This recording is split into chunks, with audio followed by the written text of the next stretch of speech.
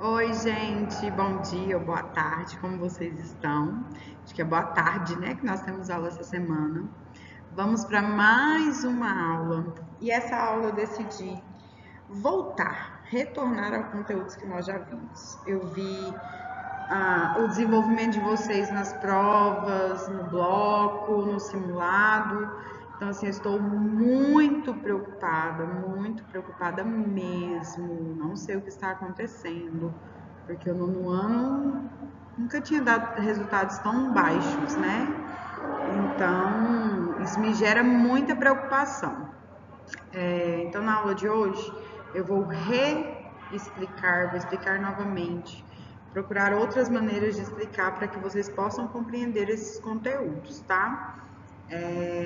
Então, o objetivo da aula de hoje é compreender demografia e fluxos populacionais, que parecem ser iguais, mas são coisas diferentes, tá bom? Então, assim, fiquem atentos às aulas, anotem as dúvidas, coloquem lá no grupo para que eu possa tirar as dúvidas de vocês, tá? Então, primeira coisa, a demografia é uma área de conhecimento, tá? Que estuda a dinâmica populacional, seja ela humana ou de animais, mas na geografia nós estudamos da área humana, claro, com certeza, né? Então, memorizem, demografia é uma área do conhecimento que estuda a dinâmica das populações. Estuda a dinâmica das populações, demografia, dinâmica das populações. Em que ela se baseia? Ela se baseia em dados estatísticos. Para quê? Para analisar, organizar e fornecer informações sobre a população de um território. No Brasil, quem faz isso é o IBGE, o Instituto Brasileiro de Estatística e Geografia. Então, o IBGE pega as regiões brasileiras, faz uma análise, um estudo de quantidade populacional, de taxa de crescimento vegetativo, de índice de natalidade e mortalidade, taxa de fecundidade, e oferece isso para o governo federal para que a população tenha acesso. Então, o que é? Vocês precisam entender que a demografia, para estudar essas populações, elas se baseiam em dados estatísticos, em pesquisa. Eu sei que vocês sabem disso porque vocês estão vendo essa iniciação científica com a professora Patrícia. Então, eles fazem essas pesquisas, pegam esses dados quantitativos e qualitativos, tratam eles e mostram para a gente como vivem essas populações, analfabetismo, tudo que vocês pensarem sobre dados populacionais, quem realiza é o IBGE. E esses dados demográficos dessa dinâmica, né, das populações permitem um mapeamento das estruturas sociais e entender a distribuição de seres vivos pelo planeta. Então, eu consigo entender como funciona, por que eu migrei para um lugar, por que eu migrei para o outro. Tudo isso funciona através dessas pesquisas, tá? E estudar as populações, gente, é essencial para atender as necessidades. Como que eu vou, por exemplo, construir escolas, construir postos de saúde, que eu vou deixa eu pensar, colocar uma indústria em uma cidade, sendo que eu não sei o que é essencial para essa população, se eu não sei a demanda que eu tenho. Então, para eu avaliar essas demandas, eu preciso do estudo da demografia, que são essas dinâmicas populacionais. Espero que, pelo amor de Deus e tudo quanto é santo, vocês tenham entendido agora. Então, demografia, estudo das dinâmicas populacionais e faz principalmente um dos seus serviços fornecer dados estatísticos sobre as dinâmicas populacionais, e isso é essencial para se organizar o território, para se oferecer serviços num território ou em uma região, tá bom? Olha só, todos esses aqui são conceitos. Gente, conceitos você tem que memorizar, mas você tem que decorar, porque são conceitos. Infelizmente eu tenho que falar isso, é decoreba, igual tabuada. Se eu não decoro, eu não vou saber aplicá-los, porque a gente já entrou no conteúdo da Europa. Lá na Europa, a gente vai ter que entender os fluxos migratórios, nós vamos ter que entender o porquê que o país tem uma população mais idosa. Então, precisa desses conceitos. Vocês precisam ler mais de uma vez, copiar no caderno de novo se for necessário. Qualquer forma que vocês fizerem, é importante. tá? Então, olha só. Primeiro, o que é população? Indivíduos, pessoas que habitam, que moram em um determinado território. População são as pessoas que moram em um determinado território. O que é território, gente? Vamos ter que voltar lá na aula se vocês não sabem. Território, espaço, território brasileiro, espaço brasileiro, espaço onde tem poder, governo, pessoas para serem governadas, isso é território, tá? Taxa de natalidade, número de bebês nascido. Nasceu, saiu da barriga, é minha taxa de natalidade. Taxa de fecundidade, período fértil da mulher. É a média do período que a mulher pode ter filhos, não quer dizer que ela tenha filhos. Então, é o período em que essa mulher possa ter filhos, que ela tem fertilidade, que ela pode gerar uma vida. Taxa de mortalidade, o número de pessoas que morreram, mortalidade, morreram. Natalidade, nasceram, fecundidade, período que eu posso gerar um filho, mortalidade, número de pessoas que morreram. População absoluta, índice geral da população de um determinado território. Então, o povo brasileiro, 7 bilhões de pessoas que vivem no Brasil, fazem parte da população absoluta. Nossa, aqui ficou errado, mas aqui, ó, deixa eu até escrever aqui, é relativa. Então, enquanto eu tenho absoluta, a população, as pessoas que vivem, em geral, dentro desse território, eu tenho a população relativa, que mede o número de habitantes por quilômetro quadrado. Lembra que eu expliquei? Todos os alunos da escola fazem a população absoluta. Todos os alunos da sala fazem a população relativa, porque é habitante por quilômetro quadrado. Por isso que a gente tem esses dados, por isso que a gente tem esses valores de pessoas, de quantos moram, entendem? Porque o IBGE faz esses dados, eles fazem essa pesquisa. E o crescimento vegetativo mostra o crescimento populacional. Então, eu vou pegar a taxa de pessoas que nasceram e diminuir pela taxa das pessoas que morreram. Então, esse é meu crescimento vegetativo. Não tem nada a ver com plantas. Então, crescimento vegetativo, crescimento. Como cresceu essa população brasileira? Como que ela avançou? Então, eu pego a minha taxa de pessoas que nasceram, diminuo pela taxa das pessoas que morreram e eu tenho esses dados. O crescimento migratório, porque a gente vai ver daqui um pouquinho já, novamente, os tipos de migração. Então, o crescimento migratório é o crescimento populacional num território, tá? Então, eu vou pegar a taxa de imigração, as pessoas que chegam, diminuir pelas pessoas que se mudam e eu tenho ali a taxa, o crescimento migratório. Então, eu pego quem chegou, as pessoas que se mudaram e tenho o meu crescimento migratório, beleza? Então, vamos de novo. População, indivíduos pessoas que habitam um determinado território. Taxa de natalidade, número de bebês nascidos, mortalidade, número de pessoas que morreram, fertilidade, o período em que a mulher pode ter filhos, seu período fértil, fecundidade, desculpa. População absoluta, a população total de um território, determinado território, relativa, população por área, quilômetros quadrados. Crescimento vegetativo é o crescimento populacional, que determina o quê? A taxa de natalidade menos a taxa de mortalidade. E o crescimento migratório é a porcentagem, tá, num território das pessoas que chegaram, subtraídas das pessoas que saíram, tá? Olha a diferença, crescimento vegetativo é o crescimento populacional. O migratório é o crescimento da população em um território só, Brasil, território brasileiro, tá? Estados Unidos, território americano. Então, assim, nós temos essas questões. Decorem. Vamos lá para ela. A diferença entre migração e imigração é imigração. Tudo isso é como são as pessoas que se locomovem, que vão de um lugar para o outro, que chegam, que saem. Isso é migração, imigração e emigração.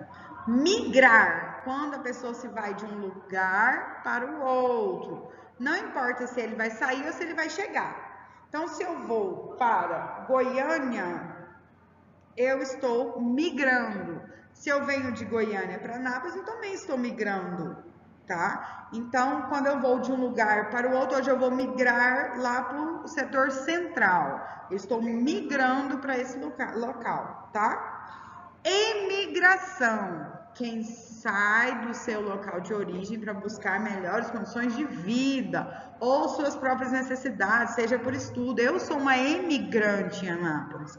Eu saí de Goiânia e vim morar em Anápolis. Eu emigrei. Eu saí, tá? Emigrar, sair, ir para poder estudar e hoje eu fiquei para trabalhar. Imigração de quem chega a um local vindo de sua terra natal.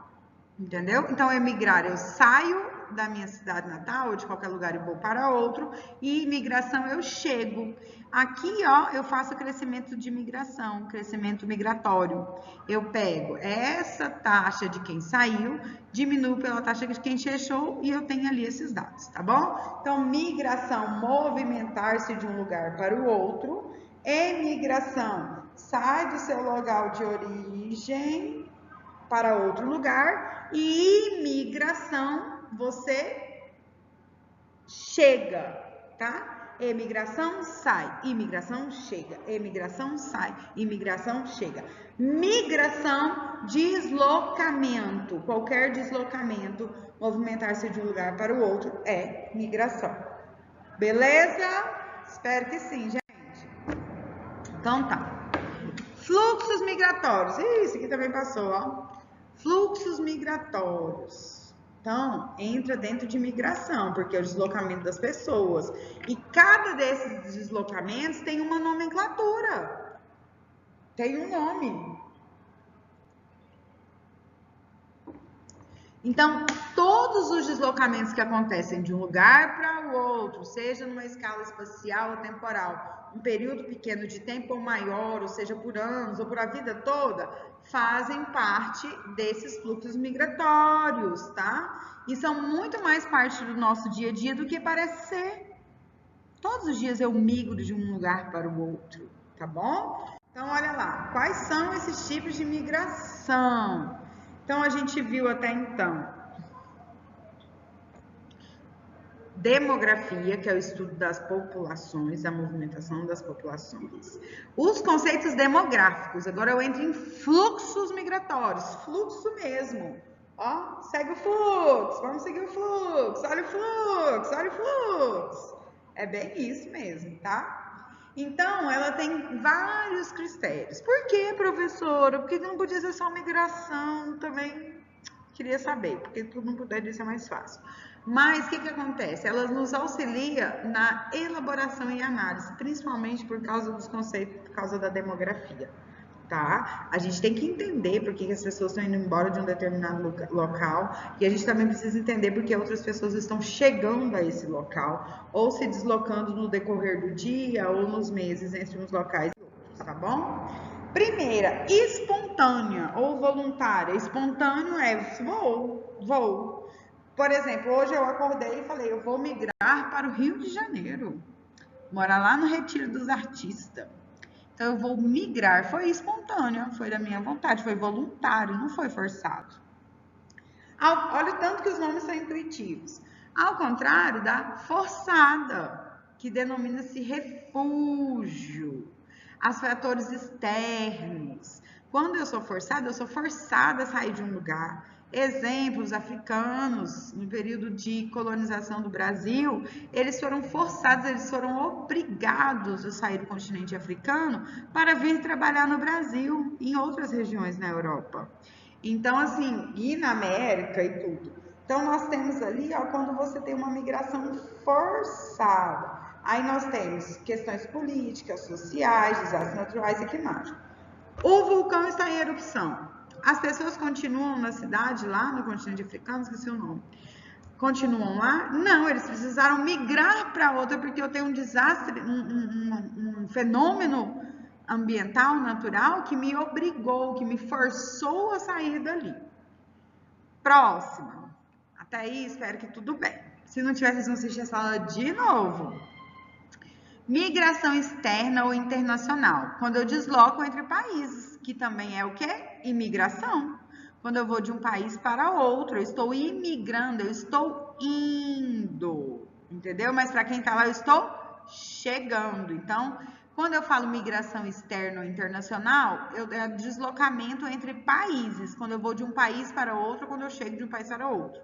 Então, quando eu chego em um país, eu sou um imigrante. Por isso que quando os mexicanos tentam passar, lá tem fala, né? Ah, os imigrantes do México. Então, porque eles estão chegando nesse país, beleza? Migração externa, também já falei. A migração interna, aquela que acontece dentro de um mesmo país. Eu não saio externa ou internacional, deslocamento entre países, migração interna dentro de um mesmo país. Igual aqui eu vou sair daqui e vou morar no Salvador, claro, vou morar em Salvador. Então eu fiz uma migração interna. Olha só, gente, os nomes são subjetivos, tá? Migração interregional, o fluxo que se dá entre diferentes regiões dentro de um mesmo país. Então, eu saio de Goiás e vou para Santa Catarina. Então, eu fiz uma migração interregional. Eu saí de uma região brasileira e fui para outra região. Eu saí da região centro-oeste e fui para a região sul. Olha só. Então, e é muito semelhante. E a intrarregional, que dois lugares distintos dentro de uma mesma região. Então, eu saio daqui de Goiás, de Anápolis e vou morar em Goiás. Eu estou dentro da região... Não, saio de Goiás e vou para o Mato Grosso. Eu estou dentro da região centro-oeste. Então, isso é uma intrarregional, dentro dessa mesma região. O êxodo rural, que é a ida das populações que moravam no campo para as áreas urbanas. E o êxodo urbano é o inverso, quando os moradores da cidade deixam as cidades e vão morar no campo. Ô, meu pai, tudo que a gente precisa nessa vida. Então, olha só, teve um período no processo de urbanização brasileira que quase a população rural toda foi para as cidades para fazer as populações urbanas. Hoje nós temos o êxodo urbano, as pessoas se cansam e vão morar nas zonas rurais, tá? Intraurbana, dentro do mesmo espaço urbano, tá? Dentro dos limites de um mesmo município. Então, aqui no município de Anápolis, eu vou para o Recanto do Sol hoje. Então, eu migrei dentro do mesmo município, tá? Eu estou migrando. Intraurbana, o próprio não fala, é dentro do meu próprio município. Migração pendular ou diária, tá? Essa tá muito comum na nossa vida. Eu desloco de um lugar para outro, ou para o trabalho, para a faculdade, ou para a escola, e depois eu retorno para o mesmo lugar no mesmo dia. Olha o tanto que é simples. Todos os dias vocês não vão para a escola, quem está no presencial, e aí todos os dias vocês não voltam para a casa. Isso é uma migração pendular ou diária. Então, eu migro dentro da minha mesma região, eu vou trabalhar e volto. Ou eu posso trabalhar em Goiânia, isso não deixa de ser uma migração pendular. A migração sazonal, ela é temporária, tá? Então, assim, a gente faz o quê? Nós ficamos um longo período, principalmente no campo, o trabalhador rural, eles trabalham, ou então peguei uma demanda para fazer poços artesianos lá na região sul, eu vou ficar 6 meses lá. Eu terminei esse serviço, eu volto para minha casa. Então, isso é um tipo de imigração sazonal. E, principalmente, elas estão ligadas às estações do ano. Então, período de colheita, as pessoas vão para a colheita da soja, acabou, eles mudam para a colheita da cana. Então, migração sazonal, que ela muda de um lugar para o outro de acordo com as estações do ano. Migração de retorno, dei até o exemplo da professora Isabel, que ela veio do Ceará, ela trabalha aqui hoje, mas ela muda e depois ela volta para a sua cidade. Quando ela ficar rica, ela vai voltar. Então, a migração de retorno é isso. Eu vou para uma determinada região ou território e aí eu mudo trabalho, constituo família, mas aí eu decido voltar para minha terra natal. Então, eu volto para minha localidade. Isso é migração de retorno. O nomadismo são pessoas que não possuem uma residência física e estão se deslocando constantemente de um local para outro. Exemplo disso, pessoas ciganas, os hippies, que não usam esse nome mais, chama maluco de estrada, que eles não têm uma residência física e eles estão sempre migrando de um lugar para outro. Isso é nomadismo, tá? Isso acontecia lá na pré-histórica, quando eles usavam determinada região e aí ali se esgotava o solo, não tinha como plantar, eles mudavam para outra. Assim são as tribos ciganas, assim são os malucos de estrada, hippies, eles vivem se deslocando, não tem uma residência fixa, tá bom? Quais são as causas dessas migrações? Econômica, para melhorar a condição de vida. Então, todas essas migrações, esses conceitos, têm um motivo. Então, eu quero uma melhor oportunidade de emprego, um melhor salário. Eu também tinha uma professora que trabalhava comigo, a professora Sol, de geografia também. Ela é maranhense, ela veio para Anápolis para estudar, trabalhou aqui, porque ela procurava um melhor desenvolvimento, tanto nos estudos como financeiro. Só que surgiu uma oportunidade para ela na cidade, não é cidade natal, mas a cidade que ela viveu, que é no Pará. E aí a professora Sol voltou para o Pará, porque ela teve uma melhor oferta de emprego. Então, quando eu tenho algo que vai melhorar o meu salário ou estudar para isso, a gente tem isso como causa de migração. Então, ela migrou para uma cidade, agora ela migrou para, né? E foi espontânea? Foi. A primeira não. Que ela sai do Maranhão e vem para Anápolis com melhores condições de vida. Então, não foi espontânea e voluntária, ela precisou. Então, essa econômica ou uma questão de crise. Venezuela, exemplo disso. A crise na Venezuela fez que muitos venezuelanos migrassem para o Brasil, tá bom? Pode ser que eles voltem e façam a migração de retorno? Claro que sim. O trabalho, a pessoa se desloca todos os dias na migração pendular. E aqueles que migram temporariamente, né? Como eu falei da sazonal. Ficam 6 meses num lugar, migram para outro, depois voltam e assim vai. Então, o trabalho. A outra, política, contexto de crise, conflitos políticos, regimes ditatoriais, quando você tem uma ditadura. Tudo isso faz essas pessoas migrarem para garantir sua liberdade e segurança. Perseguições étnicas e religiosas, né? Que é a migração de refúgio. Então, quando eu estou se sentindo ameaçado pela minha cor da minha pele, ou pela minha religião, eu faço, ou pela minha etnia, ou pela minha fé, eu migro para outra região ou para outro país e a perspectiva de retorno é muito baixa, raramente volta, tá? Isso também tem as perseguições políticas, né? O asilo político, quando um político sai de um país que ele está correndo risco e vai para outro. Aconteceu muito no período da ditadura militar. Culturais, quando há identificação cultural com o local para onde você vai, né? Então, a gente pode fazer um intercâmbio, nós podemos ir para uma questão de cunho religioso. Eu queria migrar para Salvador, porque eu acho que eu tenho muito mais a ver com Salvador do que com Goiás. Então, isso aí, mas aí já é espontânea, é voluntária, tá? As causas nem sempre são tão ruins, tá? Os fatores que levam a esses fluxos migratórios. E as naturais, causadas por tsunamis, terremotos, erupções vulcânicas. Então, eu tenho todos esses fatores que fazem parte que impulsionam os fluxos migratórios. Olha só, migração de retorno. Essa chart fala pra gente sobre isso. Ele não foi voluntário, né? Teve que sair do sertão para poder trabalhar em São Paulo. Só que agora ele tem condições de voltar para o sertão desenvolveu, a sociedade houve investimentos, industrializou. Então eu faço essa migração de retorno. Aqui em São Paulo não serve mais para mim.